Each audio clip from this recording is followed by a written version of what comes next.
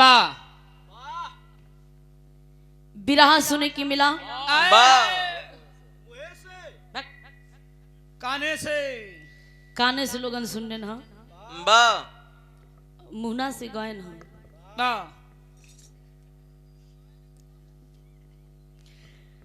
कहानी भी अच्छी धुन तरज के साथ में समाजवादी गीत भी आप लोगन के सुने की मिला। बहुत लोगन ताली बजाया, बहुत लोगन शोर गुल्ला किया। बड़ा ही सुंदर बिरहा रहे महाभारत से। 12 साल की लड़कियां जेके नाम बा बर्बरी भीम के नाती रहल।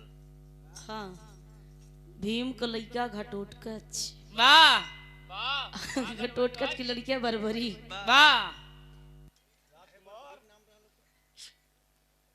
का करबा रसिए ना मिले तो का करबा। और कन्हैया भगवान ब्राह्मण बन के उनकी परीक्षा लिए। लेकिन हमें को बात में कंफ्यूज है कि कन्हैया भगवान पूरे महाभारत में चाहे कौरवों की तरफ से लड़ाई हो चाहे पांडवों की तरफ से लड़ाई हो, लेकिन हम ब्राह्मण के रूप में ना देखे हो। किसी भी की अगर परीक्षा लेते थे सामने से लेते थे, अपने ही रूप में लेते थे। एक बाण से नहीं, बर्बरी के पास 3 बाण था। राजस्थान में जौन की बर्बरी की गर्दन खाटू श्याम के नाम से आज भी पूजा जाता है।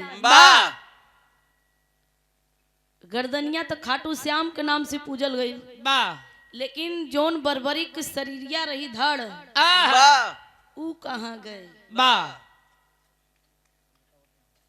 ऊ कहाँ गए? कुछ बजाता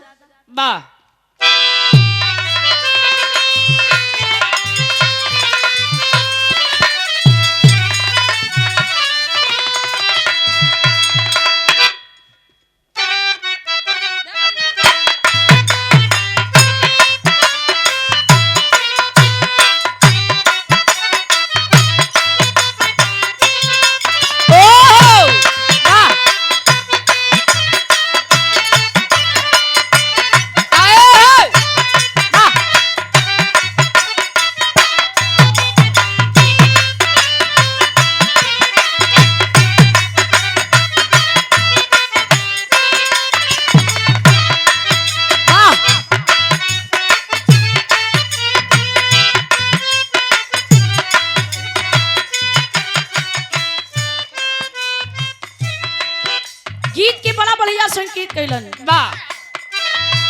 कहना बा।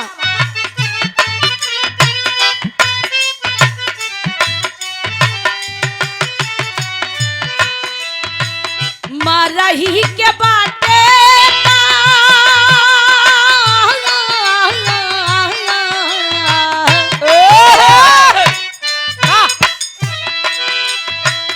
मारही के बाटे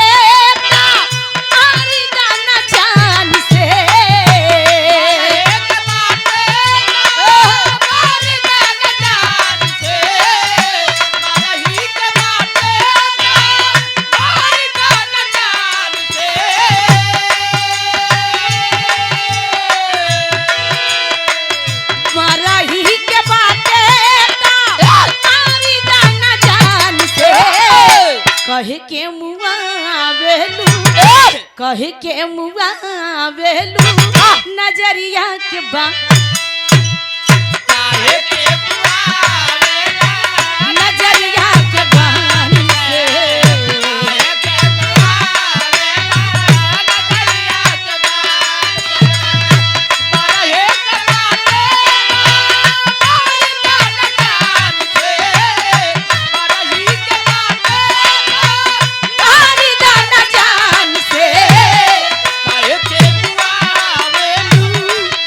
के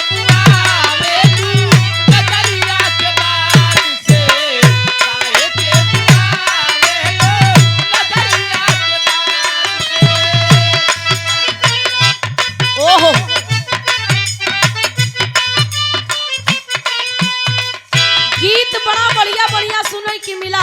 बा बा गोदा गोदा हो खाली फाइन गोदनवा गोरे हथवा के बा ए भाई हमहू गोदाए होई जब कहन कि आज के लड़किन को हिया गलैया में गोदावत है बा और लड़किया लोग हिया गोदावत है बा हमहू अपन हथवा टोए लागे बा ढेर लोग पीछे गोदावेले बा जौन पीछे वाले लोग देखे ना बा हम कहा हमहू गोदाए हई पैसा